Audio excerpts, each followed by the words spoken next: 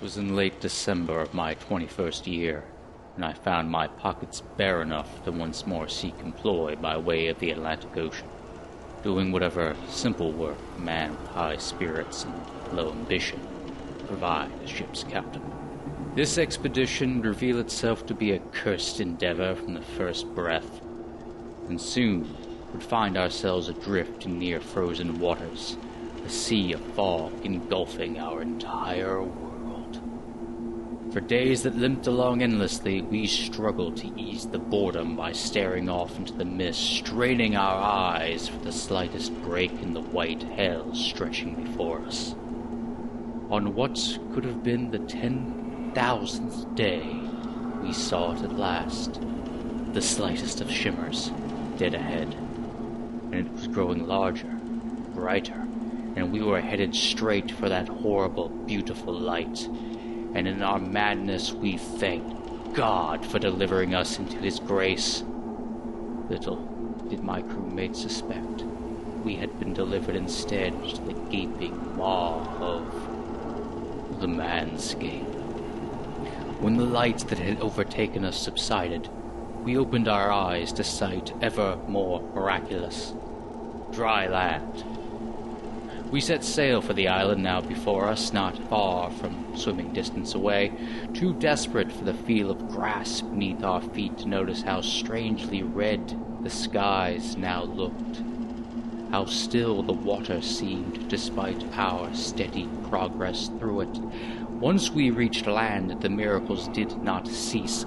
Littered on the grass were countless wooden crates, filled with the most strange and miraculous wares we had ever laid eyes upon.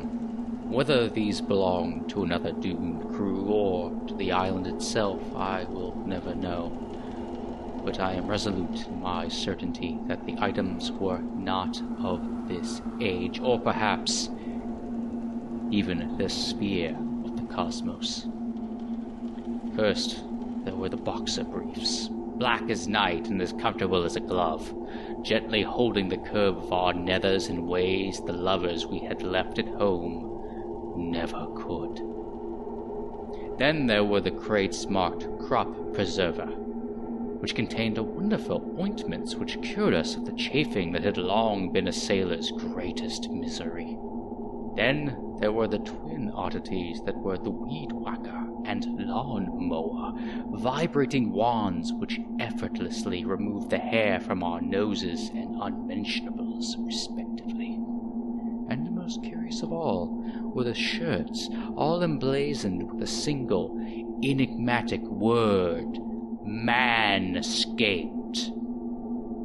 By the time anyone had noticed the ship had vanished, our hair had already begun to grow at a rate we, in another life, would have found troubling.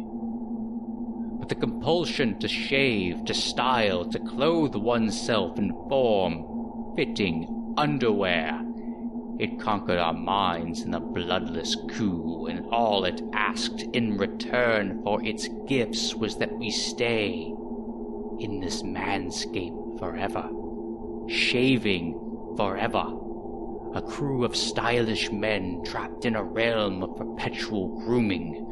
I share this story not as a warning, but as an act of obedience to a new God I both fear and love, the one who has manscaped my soul and speaks now, through me, to deliver a message to those who seek its bounties.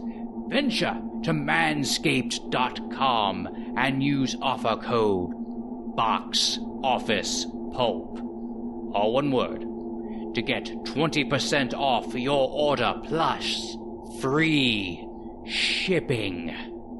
I will repeat this once more. Manscaped.com, offer code BOXOFFICEPULP. Your balls will thank you.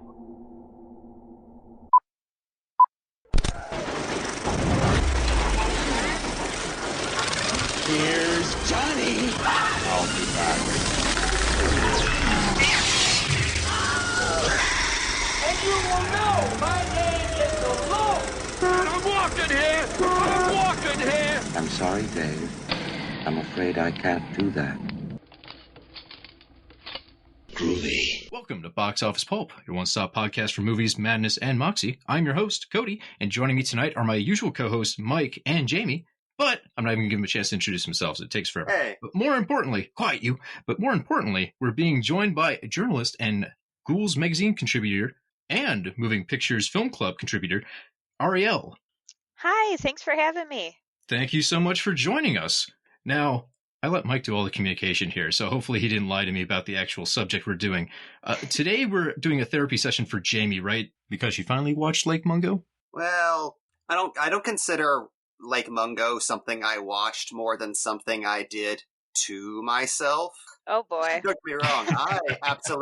I am very taken with that movie, and I absolutely adore it, and will be thinking about it a lot in the coming weeks. But, whoo, boy, that was a rough watch right before recording. You ever just like come home after a long day of work and say, you know what, I need to bum myself out. If you do, put on Lake Mungo. So we're not here just specifically to talk about Lake Mungo, but found footage films in general. That just seemed like a good depressing point to start on. So have you actually seen Lake Mungo? I think it's on Shudder now, so everyone has a chance to really depress themselves if they want to. I've seen it, yeah. I actually feel sometimes a little controversial. I didn't really like it the first time I watched it because I just think I went into it expecting something different. Mm-hmm. But then, like, the second time I watched it, I was like, okay, I know where this is going. I know what to expect. And I really, really liked it a lot. So I'm not sure if it was just like the hype around it, or if I just wasn't in like the right mindset that day. But yeah, I ended up really liking it. I had the ending spoiled to me beforehand, which I think contributed a lot to me liking the movie. Actually, it's one of those few movies where I almost feel like you're better off knowing the ending because you can adjust your expectations for where the movie's going to go. But, well, one thing I will say, in found footage, they almost all end pretty badly. Typically, it's found footage, right, because someone has to discover what was left behind because no one makes it out alive. Right. You pretty much have to expect, like, if it's pure found footage, everybody has to die. If it's mockumentary, then some people have to die. And kind of like a fun twist is the movies that are based on, like, live streaming and webcasting. Anything can happen in those because that's not so much found footage as it is you're just witnessing it in real time. So most likely everybody's going to die, but could be something else. I think the betting money is always, it's not going to end well. Yeah. So do you consider the kind of new wave of, I guess it's not even that new of a wave because we've had things like Collinswood's Story or The Last Broadcast showing stuff that isn't just footage recovered, but even like webcam footage. Do you consider that all part of the same genre, or would you actually break that down into separate things? I don't get too picky. I kind of lump it all together under found footage. I mean, if we do want to break it down, I think there's a difference between like screen life films, like Unfriended, and mockumentary versus like, I think like the Blair Witch Project and Paranormal Activity, like those are just straight up found footage. There's nothing else going on in those. So I do think it's worth separating it if you want to talk about the features of each, but I just sort of love it all and call it all found footage. Gotcha. Do you have a personal favorite flavor out of those? Ooh, that's a good question. I think as long as it's really well done, I think I can love all of it, but I think the closer it makes me feel to, I found this tape in the basement and popped it on, and I don't know what I expected, and I shouldn't be watching this. Whatever makes me feel like that is what I want. See, I would kind of describe that as like the Poughkeepsie tapes. And I don't know if I would describe that as my favorite, because that one gives me major heebie-jeebies. Yeah, or like Be My Cat, a film for Anne. Have you all seen that one? Oh, I have not seen that one. I haven't seen that one yet, no. Oh, that's a film that'll make you feel like you're watching something you're not supposed to be watching. But it's really great, very well done. I actually didn't know that was found footage. Yeah. I mean, it's like, it's a guy showing you how he's making a movie. So it plays out like found footage because it's kind of like student filmmakers making a film, like it's kind of set up that way. So it plays out like found footage. This is the same feeling. Mm-hmm. Yeah. That's one of the things I always find so frustrating when a lot of people, especially like about 10 years ago, when people were really going in hard against found footage by saying that it's the most formulaic of subgenres in horror. And it's like, even just among like regular found footage movies, there's such a variety in all the different styles and all the different approaches and goals of each movie. Right. Also, have they heard of slashers? It's a little bit weird to have a horror fan being mad about theme and variation. Yeah. It's such a misnomer anyway that found footage doesn't deal with themes and larger concepts. I mean, some of the best ones do.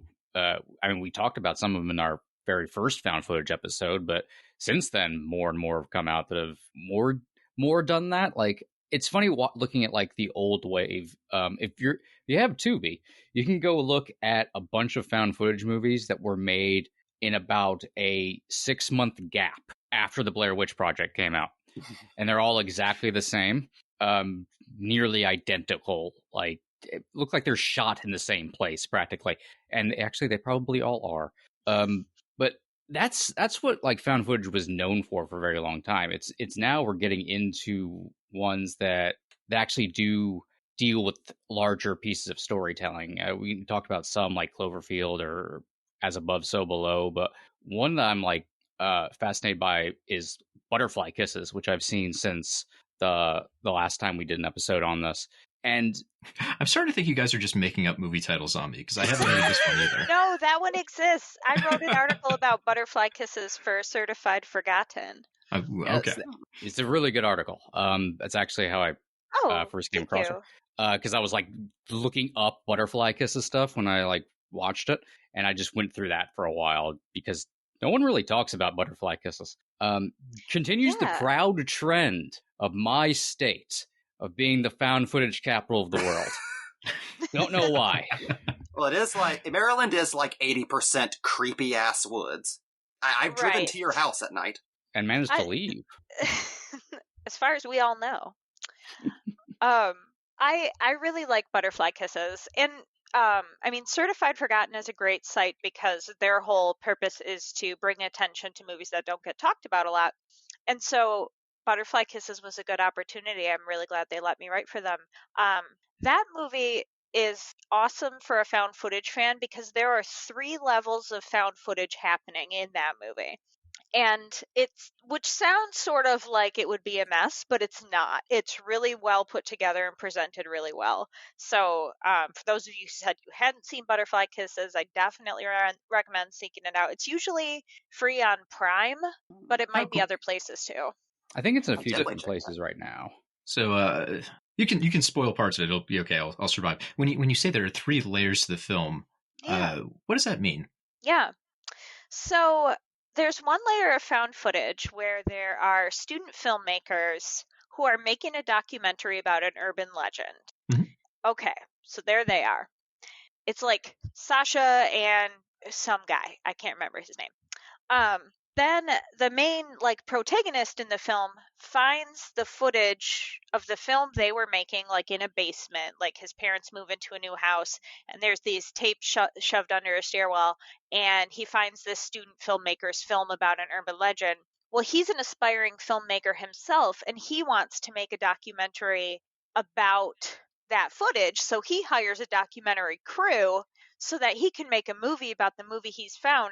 So we're with him sometimes, but then we're also with the documentary filmmaker sometimes because the main guy is kind of starting to lose it a little bit. Mm-hmm. So we see the documentary characters kind of on the side going like, should we intervene? What should we do?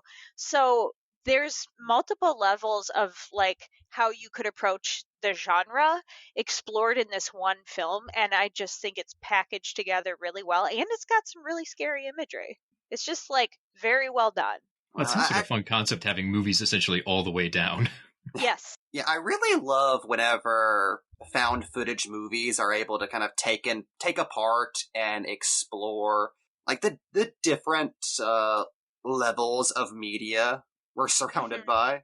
Because it's something that's very easy to take for granted, how in a day you pass through so many different types of both media you're choosing to participate in, and just surveillance. Yes. Yeah, so interacting with each of those different layers requires different things of you, different layers of consent, and it affects you in a different way. That's why I love even really old stuff like the Last Broadcast, which I finally had an opportunity to watch now. That's on Shudder. That's a movie that goes through a cable access show, a documentary, even court footage that's been edited after the fact. And it makes you think of how many different ways we're being manipulated just in following a single story, which is even worse now. Now we have things like the Netflix True Crime Machine. We have so many podcasts about uncovering real life horrors, which are themselves dramatized to a certain extent and sensationalized.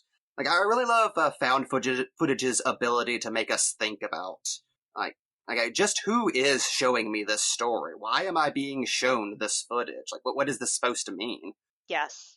I think that's a really important question to be asking when you're watching a found footage movie. Who put this together in the way I'm watching it now? And sometimes that question can take me out of it if I don't believe anybody would have put it together that way. Shout out to every scene with somebody peeing. Nobody's purposely, nobody's finding footage and putting that in your movie for no reason. But it can be a really in Paranormal Activity, they do this thing at the beginning where there's this opening shot where they say, we want to thank the family members of Katie and Mika. And so you're thinking about the people who might watch this video are people who knew the victims and the people involved, and telling them the story so they can have closure. That's a very different sort of feeling than the Poughkeepsie tapes, where you're watching this footage of someone who was taping himself do horrible, horrific things. That's just a really different vibe. So there's a lot of different reasons found footage could be put together in different ways that tell different kinds of scary stories. I think it's just such a rich question to ask, is who put this together and why are we watching it? Well, to go off the idea of why are they still recording? Because that's the number one thing people complain about on these films. Why is the camera still on? And they have to come up with all sorts of excuses. And I would say some of the poorer ones where they make a big deal out of it because they know they're going to be taken to task. Mm-hmm. Something like, has everyone seen Deadstream yet?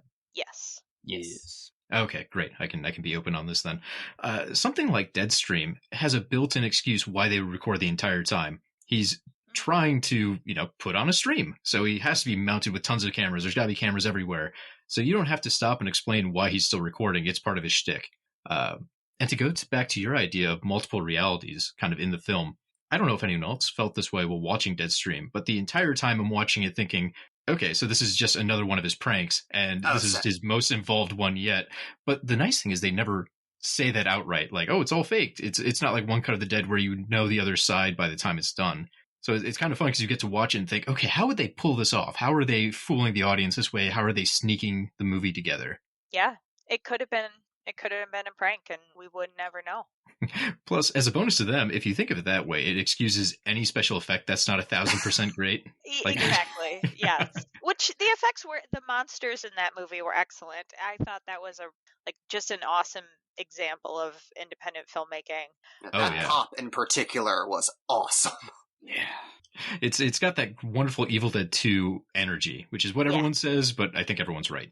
I think they say it. It is. No, it's perfectly Evil Dead 2. It's found footage Evil Dead 2, and that's why everyone's taken to it.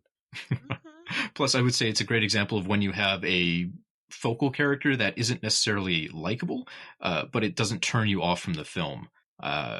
Personal opinion here would be Dashcam didn't work for me at all because I just detest the main character so much. So this was a great turn where you can still have someone who's unlikable, but it makes the story work. Yeah, the thing about Dashcam for me that was hard was it feels a little too soon, a little too close to home for me. I'm not saying for the world it shouldn't exist or something, but I didn't have fun with that movie because I can still open my window and look out and see people acting the way that main character acts, and I was I'm not ready for this level of humor yet. It's not fun to have that's not even a deconstruction, but a Right. showing of that when that's just real life, dude. Yeah. And it's not like an EC Comics tone where the person who's being a jerk gets their comeuppance in the end. This person, I don't think, learns anything from the experience. It's mostly just supposed to be a thrill ride, but it's not fun. Not for me. Like, I think it was successful at what it was trying to do, and what it was trying to do was just not for me. I think that's where I settled with it, because obviously it worked for a lot of other people who really enjoyed it, and I'm like, okay, I can just move on. Yeah, I was so disappointed because I absolutely loved Host, and I had really high expectations. Yeah. Host is amazing, and I bought Dashcam, like I bought a physical copy of it because I didn't know like where I was going to be able to watch it, and I was like, I'm sure I'm going to love it. And then I was like, dang it, now I own this movie. Right. I made a trip to Walmart for nothing. Now I have this DVD. Right. Not that I have a problem with having another DVD in my collection, but I just wonder if I'll ever watch it again. Time will tell. Who knows? Yeah, maybe years from now I can go back and revisit and I'll be more positive. But for right now, it was a shame watching Dashcam thinking, this is not for me. Yeah. And then watching Deadstream and going, this is exactly what I wanted out of that other movie. Yeah. Right. Yes. I think that's kind of a problem you run into with found footage, maybe than any other subgenre in horror, is you do have that risk of hitting way too soon with something whenever you're trying to go for the jugular and hit people where they live at that moment. Because it's one thing to see a certain character or a certain situation that you're familiar with recreated in a regular film, but seeing raw footage of that, like sometimes I can make that just a little too real. Yeah, for me, there's nothing like in terms of movies, there's no scarier movie than a scary found footage movie, because if it's done well, you feel like you're in it. Oh yeah. That was the main thing I loved about Frankenstein's Army, because it's a silly movie, but it's also one that gets me like really excited because it feels like you're on a funhouse ride. You're in that experience.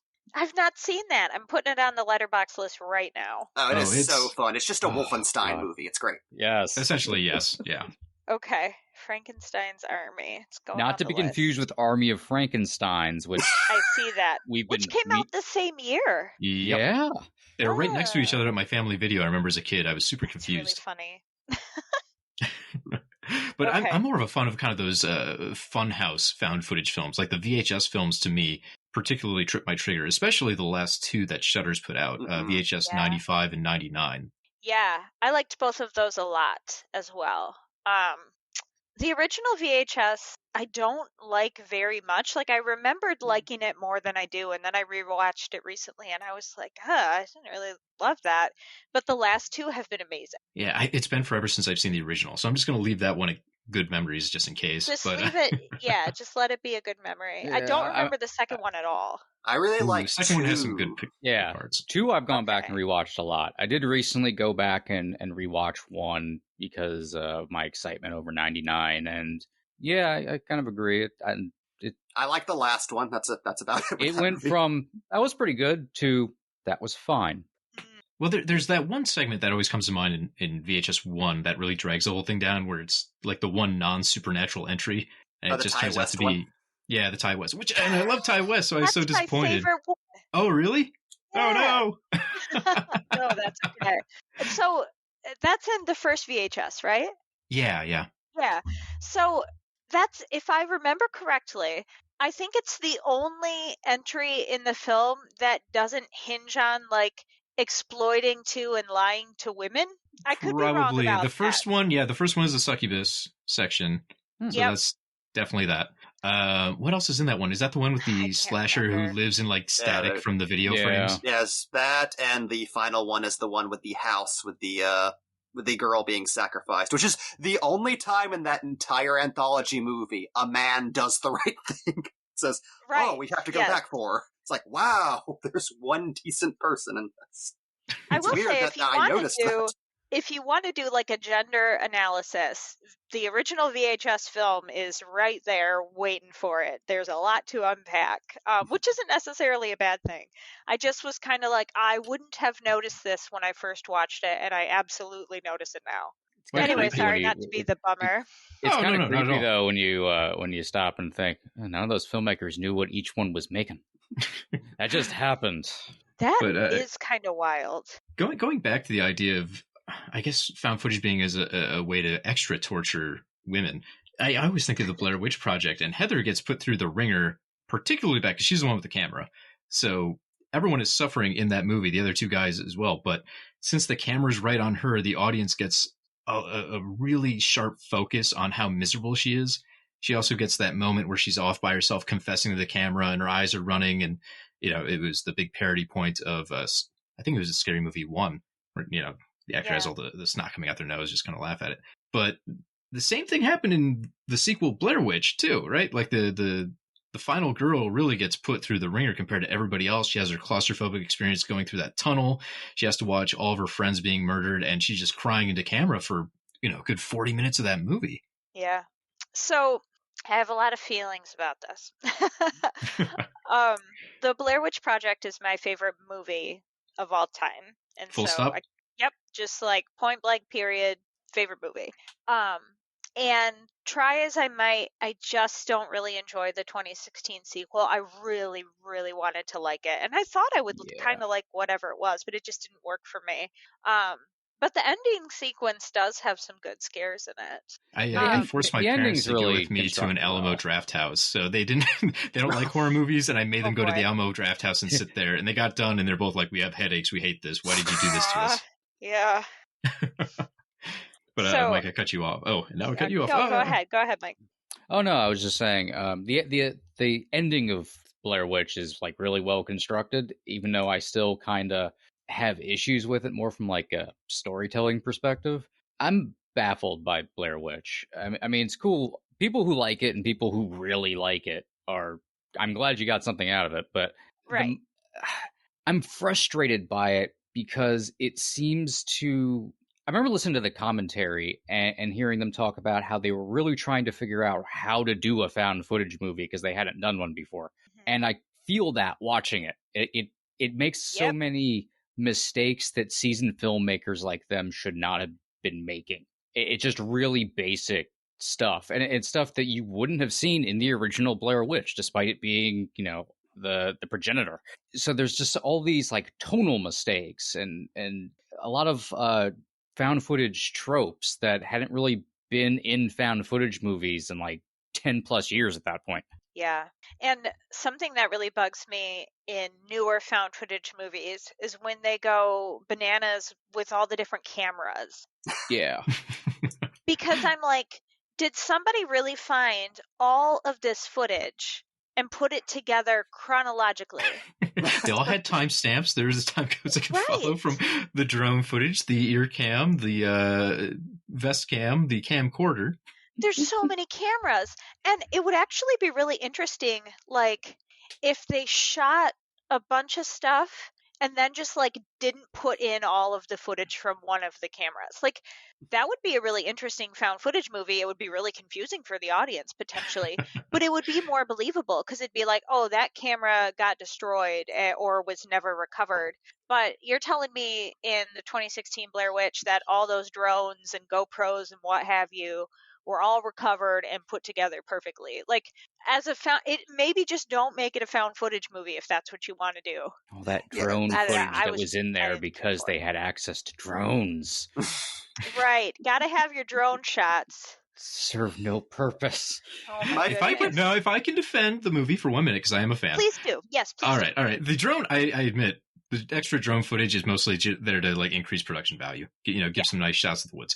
But there is the sequence where the drone gets stuck in a tree and a character goes after it, which, granted, probably a silly use of time considering they're all panicking about dying in the woods. But I think we've all been there where we've been in a tree just thinking like, oh boy, I'm going to fall. And actually going through that when a character plummets out of the tree and then gets dragged out of frame, that was a good exclamation point moment for me. Maybe a little overwrought, sure, I'll give you that, but still fun. Yeah, I'll agree that is a fun sequence of scares.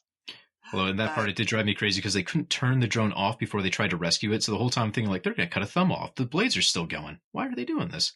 No, they damaged the drone. I'm so frustrated with that dang drone. Well, maybe we should go back to the Blair Witch, the original here, because it seemed like you had some thoughts to share on that movie. And hopefully, I think we're all on the same page of not being mad at it. I hope not. So I don't know if you've listened to like other stuff I've talked about, like maybe you've heard me tell this story before, but I was 12 when the Blair Witch Project came out, and I didn't know anything about it. And my dad and my older brother were like, "Get in the car, we're going to the movies." And they just took me to this movie, and I didn't know what it was or what I was seeing or why or how. And I was like so scared and confused. And I was just like, what the hell did I just watch? Because the concept of found footage was brand new to me. I didn't know about anything like that. And so in my head, I'm like, well, I'm pretty sure my dad wouldn't take me to actually watch some people die, but I don't know what else this could be. Some people share their first beer with their kids. Some people take them their first snuff film. I mean, families are different. So I was just like, I don't know what this is. So like the whole car ride home, they were trying to explain to me. And I don't think we had the term found footage yet, or at least I don't remember us using that term in the car. But they were like, no, it's a movie. It's just a movie. They're actors. And I just like couldn't wrap my head around it. So I loved that feeling. I loved how scared but also safe I was, and I've been chasing that for since then. And like, so as a kid, I was just like, this is really scary, and I love it. Wee! And like, as an adult, going back to it, I mean, it still scares me. Especially that final shot. But I also really connect with Heather a lot because, like, in the first part of the movie, she has to work so hard to get Mike and Josh to listen to her.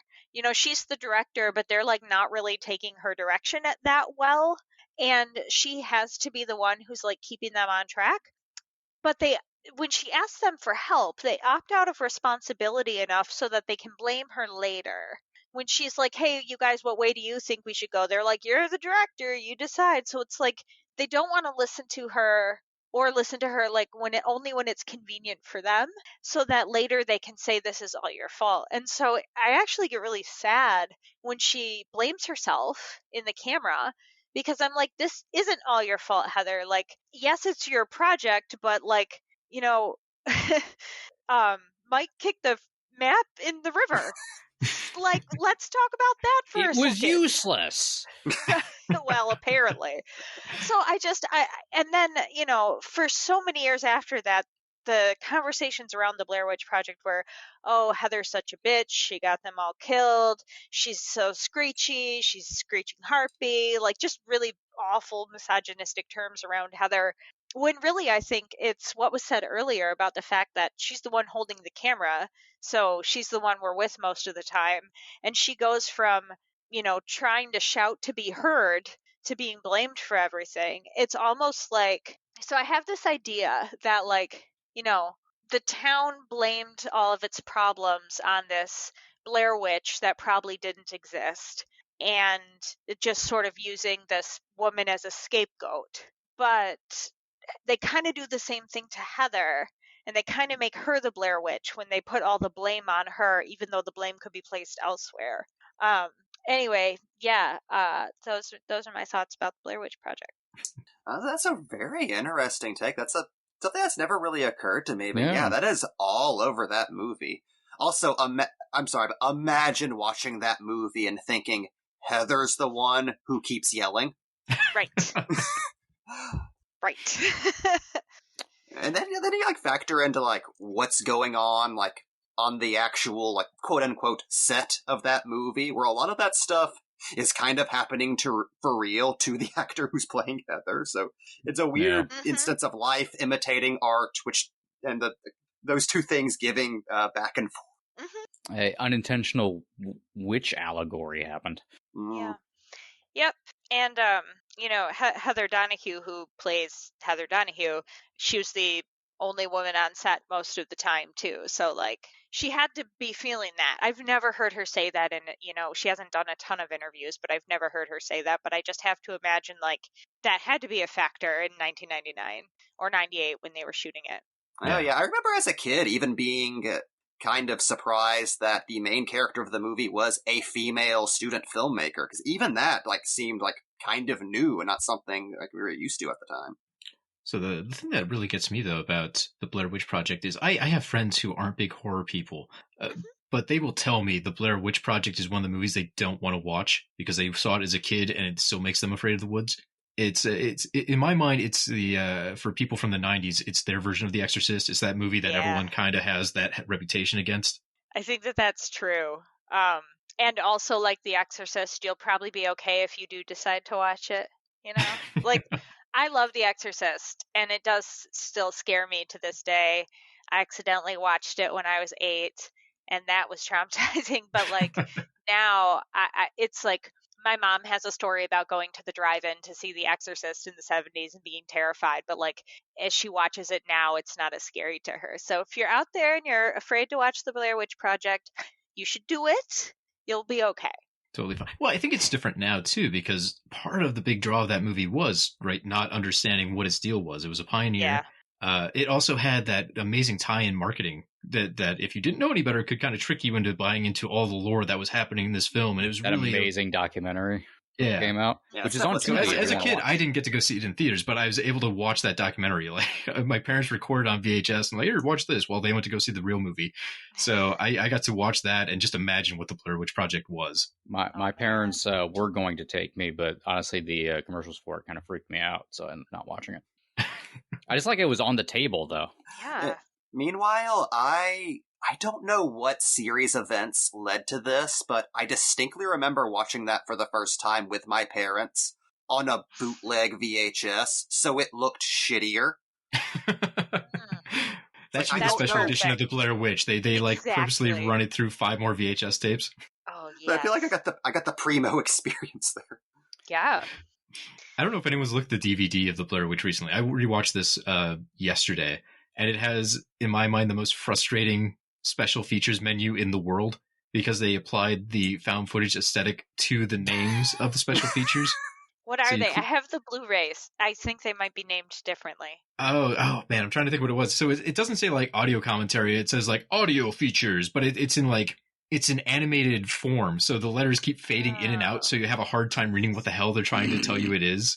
And it's a phrase no one thinks about, like, what is an audio feature? And you click it and it's like, you want the commentary or not? And there's a couple things like that. I think they have the documentary on there too, and they're just not named the way you would expect them to be. I don't know if it's because DVD was still fairly new in 1999 or they're just really going hard on the aesthetic, but it's like, man, this sucks. I don't know what I'm actually clicking on right now. I love how much budget was put into the menus of DVDs back then. There was part of the overall feature of buying this Cadillac of home video experiences, and now it's like the default burner outlook on like Sony Vegas.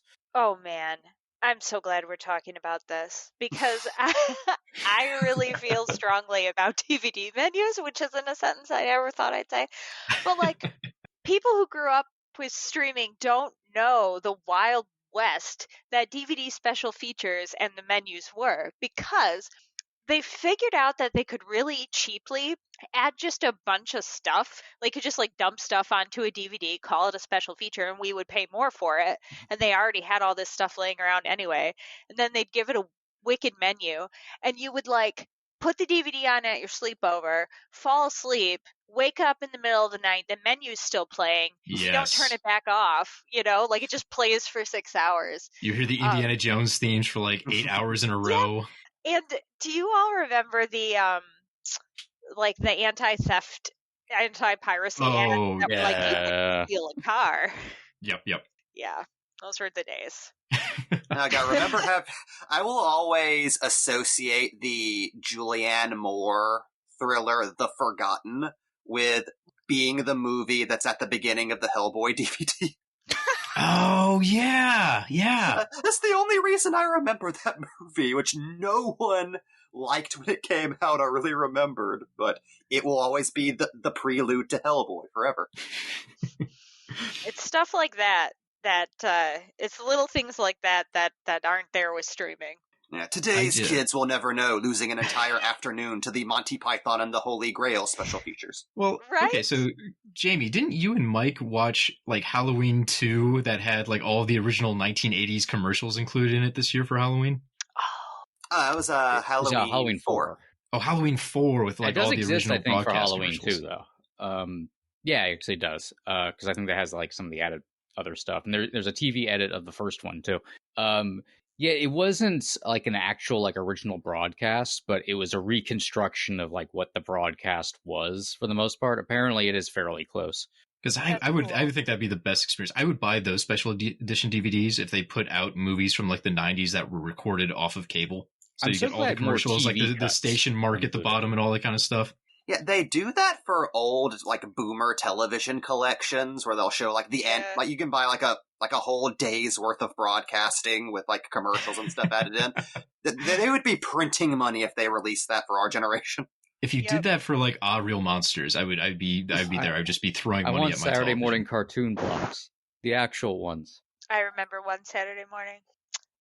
Now we're all just reminiscing. That's it. Yeah, just thinking back when I was a kid. We're all playing the one Saturday morning theme in our head. Exactly. Does anyone else have the taste of Captain Crunch in their mouth right now for some reason? Like blood? Captain Crunch and blood because it cut up your mouth? Yeah. Memories. I'm glad somebody else doesn't like Captain Crunch. I feel vindicated. Same. Those things. I'm an oops all berries girl myself.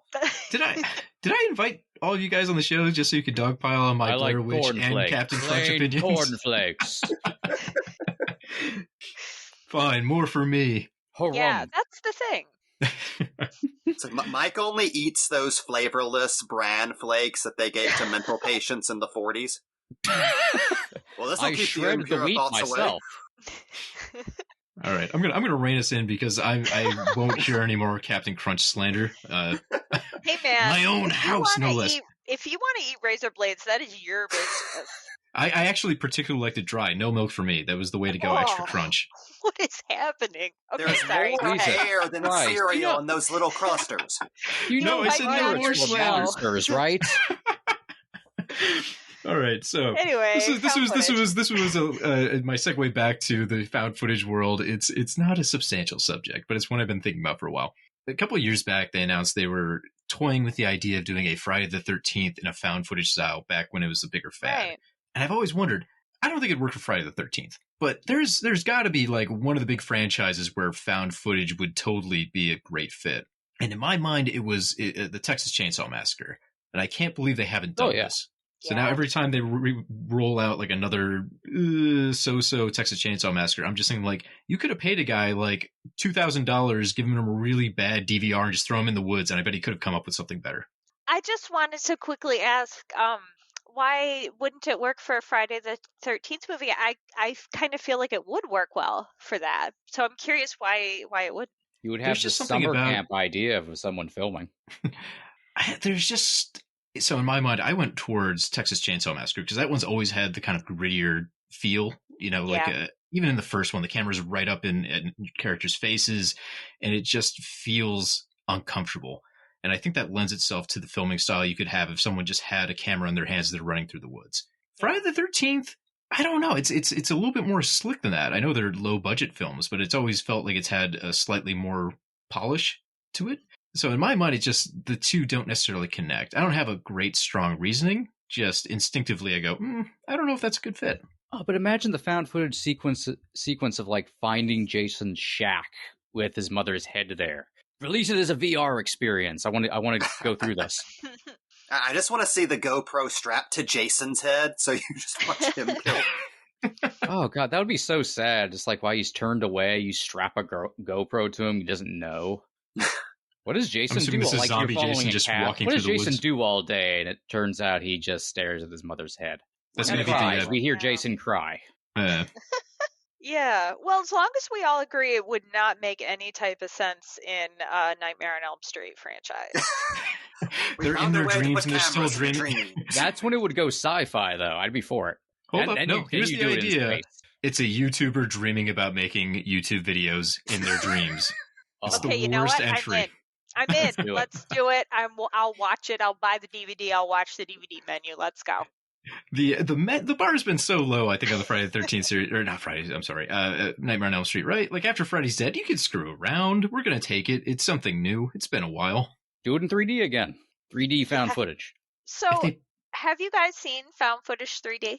I have, honestly, I started and I fell asleep during part of it. Not to blame the movie, I just started very late at night, and I never came back to refinish it. So I don't even remember most of the plot. I really like it. It is, I mean, it's comedy. Mm-hmm. So the premise of the movie is there is a guy who has a lot of money who fancies himself a filmmaker, which I guess makes you a filmmaker, and he wants to shoot the first 3D found footage movie. Like, that's his goal. And so he has professionals that he hires to help him make this movie, and they're kind of like, this doesn't make sense. Why would a found footage movie be in 3D? Like, how are you going to explain this? And the whole thing's just kind of ridiculous, but it starts to become a scary movie when things start to happen, right? Mm-hmm. So I actually think it's really super well done and very funny, and like very much for fans of found footage who want to kind of poke at it a little bit and know where they can take a ribbing. It's a good one. Last I originally tried watching it, I think it was on Shudder, so I'll have to double check to see if it's still on there. Yeah, it should be. In the movie, the name of the film they're making is called Spectre of Death. And I want a Spectre of Death t-shirt so bad. And I can't find them, and someone must make them. And like, if you're out there and you have a hookup to a Spectre of Death t-shirt, hit me up because I really want one. Just in case, if this is no longer on Shudder, I just looked it up. Amazon's got copies of Found Footage 3D for $13. There you go. I just love that found footage has been around long enough at this point that it has genre conventions and tropes that can be made fun of in a film like that. Like, we were talking a little bit, like, comparing found footage movies to slashers earlier, with how the perceived notion of there being a lot of tropes and a formula they all follow. I love that we've reached a point of ubiquity where found footage, there are enough found footage movies for people to be familiar with what to expect from them, which is something that filmmakers can now use against the audience. Like, I think we talked about it a little bit in our first found footage episode. The most shocking thing As Above, So Below does is have a very satisfying ending where the characters get away. Oh, yeah, I forgot that one. That totally goes against my point at the start of the episode. But it's the exception that proves the rule, right? Because normally that is what we expect going into a found footage movie. So the fact that they can subvert a trope, that there are tropes to subvert, yeah, I mean, it's a testament to the filmmaking style that is found footage. I didn't realize until As Above, So Below that something so much found footage loses out on by going down that, and then everybody dies at the end route, is because of like there's the more veil of realism because it's found footage, and the way you're kind of pulled into what the characters are going through much more than you would in a normal film, because your brain just goes into like you're like watching a documentary no matter what. When everyone dies and you are literally watching found footage, it completely robs you, the audience, of like emotional finality. It doesn't erase what you just watched, but there is something like you didn't follow along with the characters. Like, it literally just ended when it cut to black. And I think that that could be a style of storytelling that doesn't work for some people, or like doesn't work all the time. Like, I have a friend who, anytime I recommend a movie to her, she's like, does the ending make sense? Are they going to explain everything? And half the time I'm like, no. And so, like, some people just want their stories to be certain ways. That's fine. I really don't mind if it's done well. Like, at the end of the Blair Witch Project, we get no closure on those characters, and I love it. And even the lore in that one is left pretty open-ended, because you have a couple of different pieces that are suggested as they're starting the movie and talking about making the documentary, but they never really put it together pat for you. I think that would be the biggest barrier to entry for a lot of folks when they come to found footage. One, because it's found footage, you are intrinsically linked to an unreliable narrator. You're only getting the footage that they have recovered, right? So it's not like a normal film where they could have 5 cameras covering everything and they can show you little inserts so you know something the characters don't. You get so few glances a lot of times, and you have to figure out the lore on your own. Yeah, or not. Or not. Yeah, you can just roll with the experience. There was a movie that came out, I think just last year, from Latvia called Land of Blue Lakes. Did you guys see that one? I heard I haven't seen that either. Okay. I think I had to rent it. Well, I certainly won't spoil it for you, but I do think, like, I think it's okay to say, like, that's a film that leaves some things open-ended, and I really like the way they do that. And if a film can make you think it's going to be one thing and then it becomes something else, whatever that thing it became could potentially be scarier. Um, Another movie that does that well, I think, is Webcast. If you guys have seen that one. We were just striking out left and right here. No, that's okay. I highly recommend Webcast. That one should be on Prime. That one's actually sort of like a live streamed one about a young woman who's trying to investigate her aunt going missing, and it just goes in a bunch of bananas directions you don't expect. I hope it's not a spoiler to say that. If it is, erase your brains. Okay. I think we've established on the show before that spoilers. Who cares? We'll be fine. Still, definitely watch Webcast. Yeah, that one's a good one. So maybe in a slightly different direction, but it just reminds me, I love the amount of found footage films that have come out recently that are hinged on the technology available for filming. So you have something like Searching, or you have even going way back to like the Collinswood story, where, okay, how are we going to film this? We have to make this unique. What's a new technology we're using to record right now? Everything's going to be on that specific thing. Or Host, where it's through a Zoom conference. Like, I love the extra restrictions that applies to the format and the creativity that it really generates. Yes, especially with Host, the way, it wasn't exactly a 40-minute Zoom call, but it gives you I think it's like an hour. It feels like, hey, your Zoom call is going to end, and then it does. And it's like, that is so scary. So I thought, and I might be wrong on this, I thought they actually timed that out to be 56 minutes long because that was as long as a Zoom call could be at the time they filmed it. Yeah, so it was like the exact length of a Zoom call. So it was kind of an Easter egg for people that were stuck during Zoom meetings during COVID. Yeah, that's awesome. Another movie I think of that I think uses a technology like of the time really well is The Den. It doesn't say the words chat roulette, but do you guys remember chat roulette? Oh, That'd be a weird one to explain to kids one day. Like, you just go to meet strangers and you probably see something awful. Does it? Yeah. Somehow. Okay. You know what? There's different. Everybody's got different. Whatever. I'm trying to make it okay. If you like chat roulette, have a wonderful time. But the enjoy movie, the penises. Sure. Yeah. I think it's from 2013, which would have been like just slightly after chat roulette was like at its peak as far as I remember. But it's about a graduate student who's doing research on like making connections through a service like that, and then obviously it turns into a found footage movie. But it's kind of like, okay, let's take this thing that is a cultural phenomenon with technology at this time. How can we make that into, like, let's exploit the fears around that, like the fears around chat roulette and the things we worry about chat roulette. Let's make that into a scary movie. I think that was well done. Well, it's such a great opportunity when you have these movies that are hinged on a technology, because there's a kind of zeitgeist that goes with them. So you've got a built-in theme you can export, and it's like, come on, it should hopefully write itself. Yeah.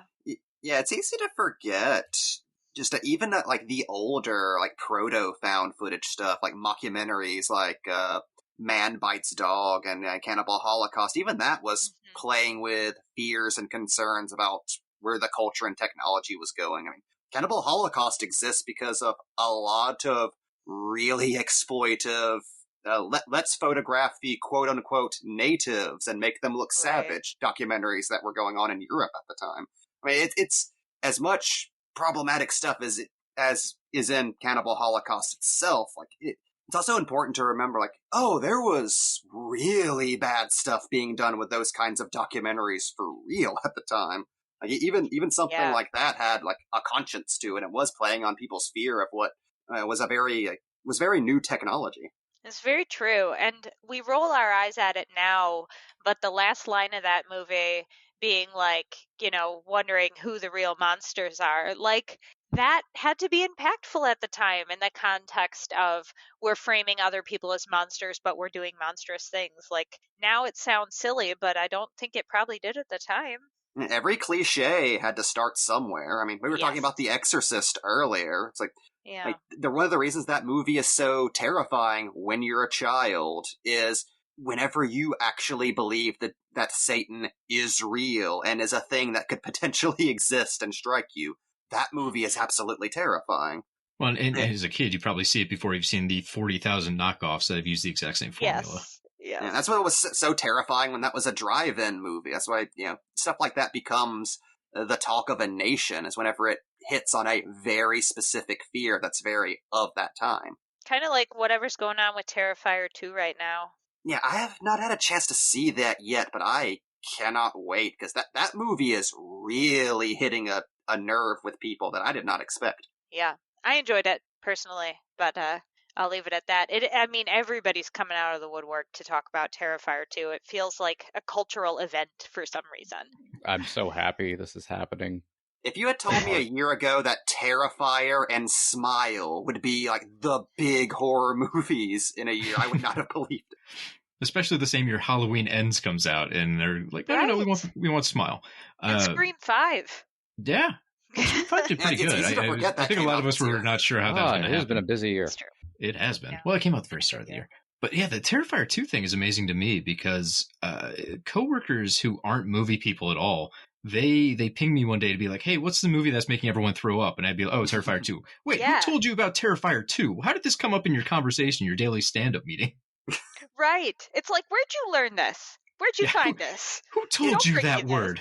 Yeah, exactly. It's like the Christmas where everyone saw Bird Box at the same time, but it's a killer clown movie that's a hard R. Yep. Like 2.5 hours long. Like, everything about it seems like it should scare off people that are not diehard horror fans. So I'm astounded. It's made something like $10 million, and it was also available on streaming during a majority of that time. Yeah, that's absolutely insane. Yeah, there's been a lot of concern over how much splitting things between a streaming release and a theatrical release can potentially damage a movie when it's something bigger. When it's a Terrifier 2 sized movie, I think the best course of action is just make it available for literally anyone who wants to watch it. That seems to not affect horror as much as it does other genres, which I find fascinating. Well, because we will swim through broken glass to get to our horror movies. Nothing's going to keep them from us. And teenagers want someplace dark to go to watch a scary movie. Yes. I will say, in defense of teenagers going to dark, scary places. Don't defend teenagers. Normally I'm an angry old man at the movie theater, like when kids are making noise. But years ago, I went to go see Happy Death Day, and the entire theater was sold out with 13-year-olds because that movie was PG-13. And they had the time of their life. Like, it was infectious how happy and excited and scared they were just watching that movie. They had an absolute blast. They were throwing popcorn in the air and screaming. And the whole time, I've seen this jump scare 50 times already. Okay, they like it. Whatever. That would be fun. I think that would be good energy for that movie. It really helped. I like that movie anyways, watching it alone. But in that theater, it was like, wow, that bumped it a whole letter up. This was fantastic. I had the same experience with the sequel. It was almost entirely 15-year-old girls, and seeing them go nuts for Tree and just deeply invested in that story and scream when they're supposed to scream and laugh when they're supposed to laugh. That's one of the best theater experiences I've had in the past few years. Oh, that's fun. I love that. Now I'm sad because I'm thinking of the last few movies I went to, and there were 10 people there, so none of it really played.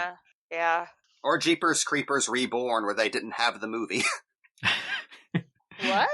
I went to see Jeepers Creepers Reborn in the theater. So glad you're telling us on the show. Yes. I went in, and the theater's pitch black. I sit down.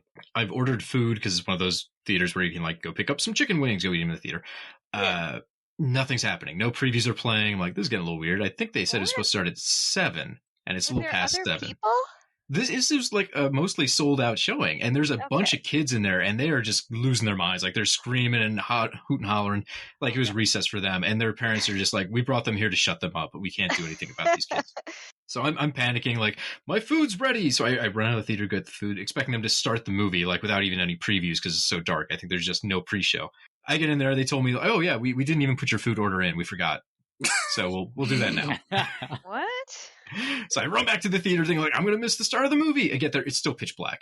It's now like 20 minutes past the opening of the movie. And I'm like, okay, something's wrong. Eventually, manager comes in and goes, well, we don't know if it's going to play today. So everyone stick around. We'll find out. 20 more minutes goes by before the guy finally comes in. He's like, yeah, it's not working. Oh, it also didn't work yesterday. So it's not too big of a surprise to us. What?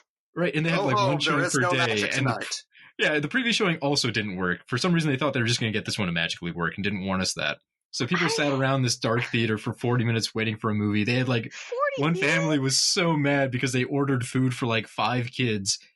And then it was just showing up and being served to them in the dark. And they're just sitting there with hamburgers in a dark theater. Like, what are we supposed to do? Just eat these hamburgers in the dark and then go home? And they're like, yeah, well, we'll give you a refund if you want for the movie, not the food. Now. Oh my God. Okay. I have so many questions. That's like a social experiment. I know, right? It's how long you'll stick around. Yeah, exactly. Turns out 40 minutes is slowly. I have no self-respect, and I even knew going in, it's Jeepers Creepers Reborn. It's going to be awful. I don't know why I thought this was a good plan. I go see awful movies. That part makes sense to me. I got no problem with that. Like, it's just crazy to me. I can't eat. I'm like, this broke my brain. This was the Marcus Sun Prairie Theater, just so you have a frame of reference. Okay, I know that theater. Yeah. I feel like they should not be that way. They should not. And the funny thing was, that was like the 3rd time I've been to that theater within a couple of months where the theater just couldn't play the movie that day. Why? I also went to go see Nope, and the same thing happened. Like, we're sitting around, and they're eventually like, oh, no, the whole theater's closed. Apparently, they got struck by lightning before Nope, though, so that's why. Be kidding me. That's made up. That's what I thought, but no one was getting into any of the movies. They said the entire theater was down. Then what? Why are they taking people's money? That's a good question. Listen, this is poorly organized. The funniest part to me was, so after Jeepers Creepers 3, I went on a discount Tuesday because I'm thinking, oh, it's going to be cheap. And I get there. $5. Not for Jeepers Creepers. I'm sorry, I said 3 before. 4. Because this was like a Phantom Cineplex showing. They were charging $15. So I got there and I'm already mad that it's like 3 times what I thought it was going to cost me. They forgot my food. They canceled the movie after 40 minutes. And they're like, oh, if you want to go see another movie, you can, and we won't charge you. I'm like, every other movie here is $5. You technically owe me $10 if I go to see another movie. It all got worked out eventually. I got like a free ticket, but it is, yeah. So that was my boondoggle trying to see Jeepers Creepers. I don't remember how we got on this tangent, but there I don't either, but I'm so happy we did because now my brain is broken. So this just all adds to my ongoing theory that bringing back Jeepers Creepers is one elaborate psyop. Yeah. I don't think the movie actually exists. Oh, it's theoretically, I think, supposed to come out on Blu-ray like next Tuesday, isn't it? Yep. I think if you go on Amazon, you can pre-order a copy right now for something stupid like $25. You just open it up and there's a Polaroid of the director giving you a middle finger. I might deserve that if I buy Jeepers Creepers 4. Jamie, I am 100% on board with this conspiracy. I'm about to dedicate all my time to it. I mean, why this else is would the they do horror it? version of Birds Aren't Real. Yeah. And I'm here for it, quite frankly. Well, to bring it a little bit back on topic, not that I would not talk about the Jeepers Creepers spiracy all night. I mentioned earlier, I finally got a chance to watch the last broadcast now that it's on Shudder, which is the found footage horror movie that came out a year before the Blair Witch Project, but didn't really get any distribution, so it's kind of just, it's up until recently, it was mostly just a blip on the radar for a lot of people, but it's been getting a lot of love lately, especially since a lot of people rediscovered it with that found footage documentary Shudder released. And one thing that really struck me with that, I'm curious if you agree, Mike, did that movie accidentally create modern YouTube horror? It's more akin to that than anything else that existed either at the time or even immediately afterwards. It's especially with the way that it plays with the internet. It just doesn't have a way to like really play with recording from the internet or anything like that. But it's I could actually easily see Marble Hornets being like having seen that movie and been inspired by it in some way, because there are some interesting cross threads between the two of them. That movie has something that a lot of current, like, analog horror does. That's really my favorite thing about the genre, which is the idea of watching a bunch of loose facts and bits and pieces of a story assembled before your eyes and watching all the puzzle pieces fall into place, which is something that I feel like is very specific of found footage and mockumentaries. The Fourth Kind is another favorite of mine. It's a little similar to that. Well, not strictly The Fourth Kind. Oh yeah, The Fourth Kind is one of the very few movies to actually scare me, like actually like raise my heart rate. It is scary. Horrifying. Yeah. And like going back to what we were talking about earlier, like with how so few of these movies allow you to allow the characters to live on or give you a satisfying ending, and sometimes leaving things with like a bit of a cliffhanger is scarier. The Fourth Kind manages to do both, where everyone is still alive and they have to deal with the horrors of what happens in the movie forever. And also it ends on a giant WTF where you're not even entirely sure what you just watched. It's a movie that's made that's 50% a false docudrama, dramatizing the events that you also see in a found footage segment. But what starts out as a fairly typical alien abduction story quickly becomes something far darker and almost Lovecraftian by the time you get to the end. When I remember the first time I watched that with the credits rolling, thinking, did I just watch a secret Elder Gods movie that's disguised as an alien invasion movie? It's so good, and there's nothing like it. Yeah, and again, those questions have no answers. It raises so many deeply disturbing questions about what abduction could be, like what even like our role in the universe is, and then it answers absolutely none of them. Like, I love that so much. I'm with you. I'm kind of a controversial found footage fan because I don't really like The Last Broadcast. But it is really cool that a lot of people are discovering it now on Shudder and getting to watch this kind of hidden gem that they've never got to see before. So I'm not gonna try to get other people to dislike it with me if they're having fun with it, I think it would make this is the first time I'd seen it, just funny I was on Shudder this week. I think it would make a fun pairing with the Blair Witch Project, just because both of them kind of hint at mythology that's not really the focus of the film. Like, Blair Witch Project to me is more about the psychological issues of trying to get through the woods with people that are falling apart. And The Last Broadcast is supposedly about the Jersey Devil, and then we quickly leave that. Like, the Jersey Devil is not important to that film either. Mm-hmm. So I kind of like that, where there's a presented mythology and then we abandon it. Yeah. So rewatching Last Broadcast this morning, I couldn't remember before we settled on rewatching it whether I had seen it previously, like a really long time ago. And I did remember shortly after it started, okay, totally saw this. I downloaded it off of LimeWire long before YouTube started. That's a deep cut. And I have to say, that experience watching a movie I'd only heard whispered about on forums, downloading off LimeWire, watching in the dark on a crappy laptop, was a better experience. Yeah. Overall. Last Broadcast is fascinating, but yeah, it definitely is it's warty. Let's put it that way. It's warty, but it's interesting. It's super of its time. There's one very specific thing that I won't say because it is a spoiler and I don't want to spoil it for anyone listening, but the problem I have with it is one thing that I can't get past. And I wish I could get past that thing because then I think I would appreciate it more, but I just can't. I can tell you all later off mic if you want to know. Oh, just now I have to know. Just say it. I don't want to spoil it for any listeners. Some box office pulp after dark. Yeah, to peak the I want everyone at home to appreciate this is the one time we have concern for the audience not finding out spoilers. You're welcome. You have one person that's looking out for you. It's because I am so sensitive to spoilers. I will like dive across the room and smash my phone to avoid spoilers. So I think I'm just projecting. Spoilers. The broadcast dies. It is, in fact, the last broadcast. Oh, it could be. Ooh. But going off something what Jamie was talking about kind of analog horror in the internet. That's why I've really loved the new influx of found footage flicks that focus on live streaming so much.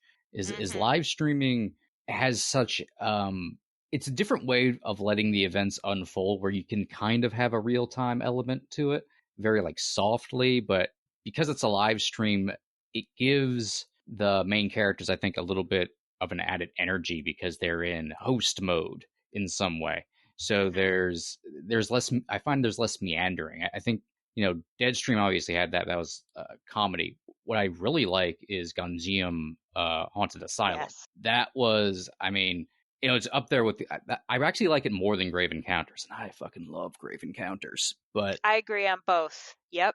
Like what they're able to do also with that unreliable narrator kind of thing, like kind of like that turn that happens in it is both brilliant just from like the story the characters are telling, but I also love how you've been treated to a facade for the most part through the beginning of the movie because they were in control of things, but now that there's just like live cameras you're viewing or there just happen to be recording all the time, you're able to actually uncover as to what's happening.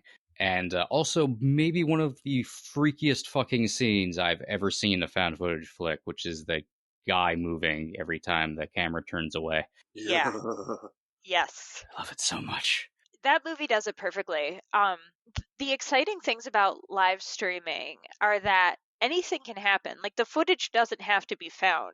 The footage could get abducted into space, you know, whatever. Like it doesn't matter because it's a live stream. So like you can get out of you could take the story some different places, and it taps into this fear that is a newer fear, like in history, of what if I see something bad happen on the internet? Yeah. That's like a very real fear.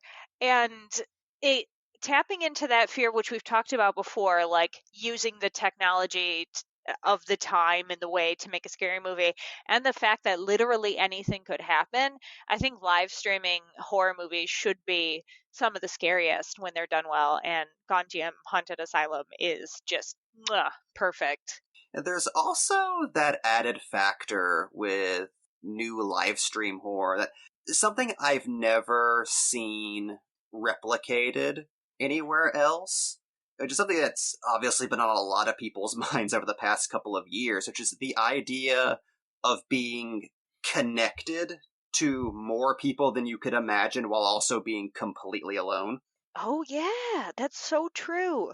That's something that's been very haunting about Deadstream to me since watching it. Which is, like, obviously it's a very funny movie. It's very satirical, but there's something weirdly haunting about just thinking of that jackass running through that haunted house with thousands, if not millions of people watching him and trying to help. And he might as well be in a little pocket dimension. They might as well not be there at all. That's so scary and true. I hadn't really thought about it that way. Honestly, another movie that does that for me, which is also like a horror comedy, and I know this is a weird pull, but WNUF Halloween Special, especially like towards the end where the feeling that something bad is about to happen really starts escalating in like the last 15 minutes or so. And despite that reporter being surrounded by people, like you're aware that entire broadcast, if anything goes down, that dude is on his own. And it's him versus anything that's going to happen. Like, again, surrounded by people, but all alone at the same time. That seems to be something like found footage can do better than anything else. Yeah. I think because it is so immersive, you feel like one of the people who's watching, but knowing you can't do anything for that person gives you the feeling that no one else can either, maybe. So I like watching footage of like car accidents moments before they happen. Right. To that end, Jamie, I don't know if you've seen We're All Going to the World's Fair yet, but I think that movie really evokes that kind of loneliness you're talking about in I'm online dying culture. to see that. Yeah, it's on HBO Max right now. Just buy the Blu-ray with the director's commentary. Honestly, it's so you had good. me at Blu-ray with director's commentary. Yeah, I think is that one of the Vinegar Syndrome imprint labels? Yes, it is. Yep. Yeah, those are always great. Ton of features. We love our features. Oh yeah, I got their Tragedy Girls release recently, and I was so excited. There's so much stuff packed on there. Oh, cool! Oh, nice. I didn't know about that. Yeah, highly recommend that one too. Not found footage, but just really good. Box Office Pulp recommends Tragedy Girl. Yeah, I'd stand by that. But just to talk about We're All Going to the World's Fair for a moment. I'm actually blanking out because I saw this one a few months ago. It's basically told through like YouTube recordings back and forth between the people involved, right? So the thing that it didn't occur to me as a found footage movie until I just was thinking about it right now, but it kind of fits that definition. It's kind of a found footage. Yeah, it mostly is. There are a few shots that maybe it's just one. I feel like there's at least one shot.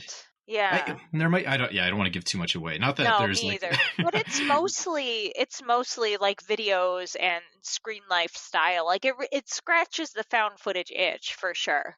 Yeah, but the thing that really stands out to me about that particular movie is it's not like most found footage where there are plot developments necessarily. In my mind, this is almost more of a tone poem. It's about that kind of lonely isolation, desolation feel that the entire movie has, where this girl is, participating in this challenge, and you get to kind of evaluate her mental state through the whole thing. Yeah, it's vibes. Pretty much. And I don't know if you get as much of that in found footage, because a lot of times you end up with people, running through the woods or being chased through a haunted asylum. And this one is very still. It's very patient. And a lot of the times you're watching Casey watch videos, so you're like another layer removed from the action that's happening, and the character Casey is watching videos that have been like edited and posted to YouTube. So it's like we're watching such curated content. It's like this videos on top of videos we talked about with Butterfly Kisses. We're All Going to the World's Fair has a little bit of that, and that it's like you're watching someone who's watching something else. Yeah, and it's all about, okay, you're trying to determine what she thinks reality is. So you're guessing on top of watching through 8 different layers. Yeah. So I guess that's definitely to the film's point, but everything gets very obscured. It's wonderful. See, that would have been one I would have kicked myself if we ended the episode and I hadn't brought it up, because I totally spaced on it being found footage for some reason. But yeah, that one is on HBO Max, if I didn't say so before. So folks should be able to go and check that one out if they have a subscription there. Yeah. Get Unless, it now before it's deleted randomly. Yeah, I was about to say, before they just start tossing more stuff for no reason. My goodness. A movie, so a couple movies we haven't watched yet, if I could just do some like rapid fire recommendations. Yeah, I love that. Murder, Death, Koreatown is kind of hard to find, but if you can find it, it is worth your time. It is another movie. So I mentioned Be My Cat, a film for Anne earlier. That's a movie that made me feel unsafe, like, oh, what am I watching? Murder, Death, Koreatown is similar. Also a movie called Sandman, which is like S&man, so it looks like S&M Man. I don't know if you guys have seen that one, but it's nope. That one's more of like a documentary style, but that's a movie that feels unsafe if you like to like creep into little bits of the extreme. Moving away from that, Death of a Vlogger is very, very good. That's a screen life style one about a YouTuber who is trying to get followers. Very recent. I think it just came out in like 2019. And Night Shot is a French found footage movie that is, I don't know if it was really shot in one take or if it's just edited to look that way, but the fact that it feels like one take is really unique. And then I also wanted to mention Hell House LLC, which is on Shudder. I see. My problem was before you guys mentioned Grave Encounters, and I immediately went to, but Grave Encounters 2 is so bad. And then I thought, but wait, I really like Hell House LLC, and I really hate the sequel. So I guess those are in the same boat. Okay, but did you watch the third one? Yeah. Okay, it didn't help? I did not care for 2 or 3. There was just something in my brain that just did not engage with those two, but I absolutely loved the first one. No, it's fair. they're not as good as the first one. I really don't care for the second one, but the third one kind of made me go, okay, I buy I'm it. back in. But Did you see really the news they're working on a fourth one right now? Are you for real? Can we I think I saw, how long ago was that? I don't know if it's supposed to be like a direct continuation or if it's kind of I figured there was something semi-reboot. Yeah. The Abaddon tapes, which was going to be like more additional footage of the hotel. I know they were working on that. So yeah, because didn't they say like they were thinking of a TV show at some point? And I don't know if that ever came to fruition. I don't know about all that. Have there been found footage TV shows? I'm not thinking of any. That could be an open market. Maybe that'd be this wild. was a Fangoria article from October 16th this year. Haunted house franchise Hell House LLC will add a new chapter next year with Hell House LLC Origins, the Carmichael Manor. So we are getting another one apparently. You know, I'm gonna watch it. Like, yeah, that's it. Whatever. Yeah, I was listening to an interview with the head of Shudder a couple of weeks back, who was like super proud of them acquiring that franchise, and he was saying like he would be happy if they just kept making Hell House movies indefinitely. So yeah, you're gonna get plenty. Okay, well, good for them. This one sounds like it's going to be more of a prequel story to everything else that happened. So I don't know much about it. It's just one of those, like, every story has an origin is the tagline. So it sounds very prequel-y. What? That's technically true. So let's do it, I guess. We're going to have an extended universe. The Hell House LLC multiverse. I'm just surprised that the House franchise hasn't managed to use that log line. How are they not making like a House 5 that's a prequel that's called that? They already used the second story. Yeah. I know, right? It's there. Come on, guys. There, you're done. We made the joke. The prequel could be called like Foundation or something. Oh, now right? we're talking. Yes. Yeah, there we go. Greenlight it. Let's go. Hold on. Mike, cut that out of the episode so no one steals it. We gotta... And just end with a shovel going in the ground. Maybe. Don't like the ending of Necromantic. This just reminds me of all the attempts people have made over the years to try and do a prequel story to The Shining. Like, everyone just really wanted to do a movie about building the Overlook Hotel, which seems bonkers to me that that's where people think that franchise should go, or also this needs to be a franchise. Yeah, just let it. If it's not Mike Flanagan, then I'm not interested. Yeah, I'm with you on that. Mike Flanagan, I am a Flana fan.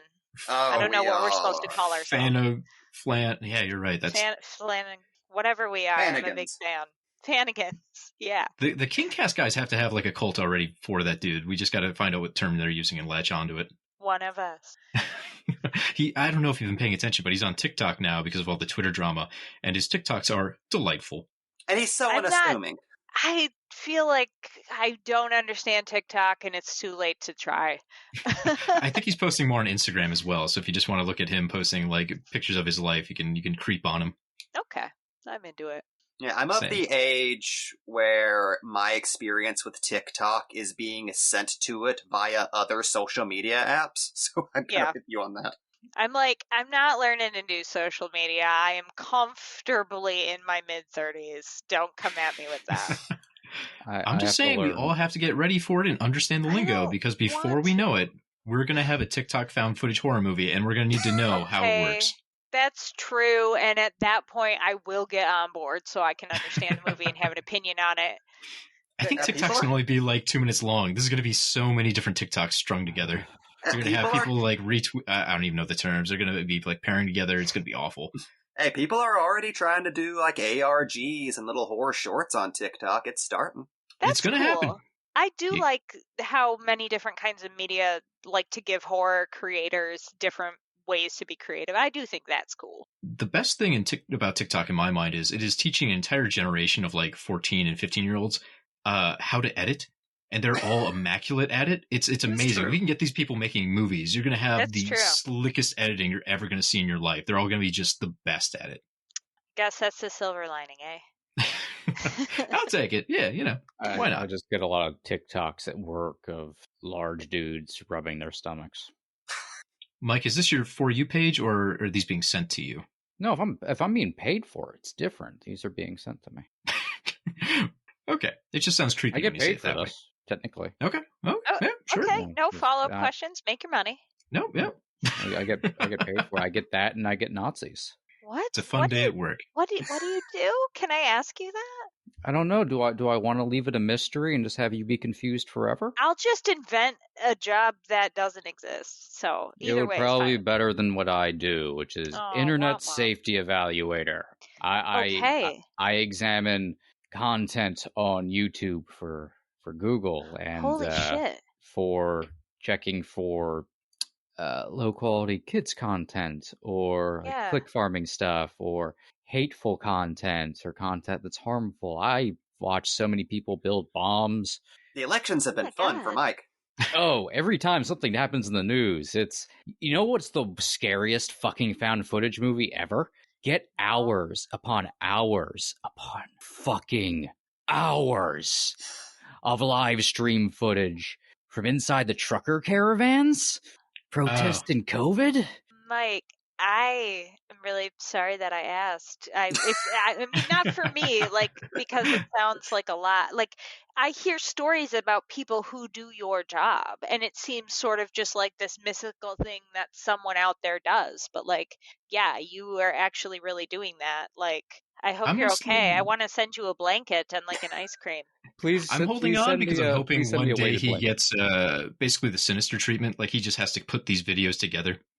Okay, Sinister is excellent, and it's found footage adjacent, so technically it's pretty close. Counts. It is about found footage. Yeah. That's one of those halfsies. I would say something like Behind the Mask too, where it like starts as kind of a mockumentary, and then towards the end it transitions like, no, we're just going to do an actual slasher now.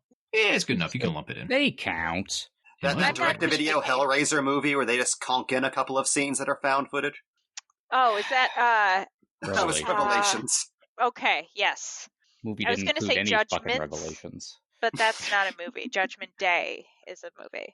No, isn't no, it's just now Judgment. I'm forgetting all the different Hellraiser direct-to-video titles. There's Hellseeker, Hell Went Online. There is one that's called Judgment, though, isn't there? Like Judgment that was Day, the most. I thought, yeah. I thought that was like the most recent one before the reboot. 2018. That's the one with the second fake Pinhead. Why yeah, Hellraiser Judgment. There we go. So much about the Hellraiser franchise. We all need to take a long look at ourselves. It replaced all of the calculus I used to know from like high school and college. Now I just happen to know, like, hey, remember when Henry Cavill was in a Hellraiser movie? Oh, that's awesome. Well, now I feel sad because I'm thinking about the trucking convoy and Hellraiser. So yeah, it is Hellraiser. I got footage from inside the Capitol. Oh my goodness. They were live streaming. Yeah. You I don't I want to say thank you for doing the work that you do, but I feel like there's no way to say that without being hella cheesy. So just have to live with it. It's like Spider-Man 1, like, you mess with one of us, you mess with all of us, Mike, and we do salutes. Help us unionize. We're trying. Okay. Box Office Pulp recommends unions. My company does have a mental health program for us. That's good. That sounds good. Are the mental health programs also YouTube videos? Stop it. There's actually a couple, yes. Because that just seems like a vicious cycle. I don't know if that's actually going to help. I have to listen to so much One News Network. It's One American News, Nexstar, Next News Network. They all kind of sound the same now that I think about it. Just mix and match some syllables. Well, wrong. You can only rephrase incorrect information so many different times. You know what job fucking did? Ruined Jim Brewer for me. That Jim Brewer is like that one weirdly hurt, and I don't know why. That one hurt. I would have forgotten he went crazy, but I don't know if you know this. He has a YouTube radio show, and that's not it's about sign. What you think. Why does YouTube have radio? Isn't the whole Ted Nugent has a news show on YouTube? I don't know, because every fucking dumbass comedian who decides to do a show for some reason does it from as if they're like a Zoo Crew news radio sets with headphones on. You don't have to do that. Look at the other video podcasts from people who are younger than you. Do you see them wearing any of this shit and with wacky shit around them? They're carrying a boom mic. It's funny whenever I occasionally see with shooting a bow and arrow, by the way. Oh god. I was supposed to say, I love whenever I see clips of shows like that and they still announce the name of the show in the middle of the show, like you're coming back from a commercial. If you're just joining us, if you clicked on the 20-minute mark of the video. Someone in your family was concerned, so they sent you a time-stamped hateful YouTube video. Yikes. So anyways, the third part of our series talking about found footage movies is going to be when we join in with Mike live living his Sinister 2. Technically, we're on 2 already. 2 existed. Yeah. This is my way of wrapping us back around. We need more Bagul. I'll stand by that. More Bagul. We could do like a live episode about real life found footage and just blow everybody's minds. I mean, that's pretty close to One Cut of the Dead. We could. That's true. I love a Maryland version of One Cut of the Dead. That's our 1000th episode. Snuff. There you go. Lock it in. And Jamie's already got a title for it. Perfect. Maybe get a different guest. I don't want people to Google my name and that comes up. Fair point.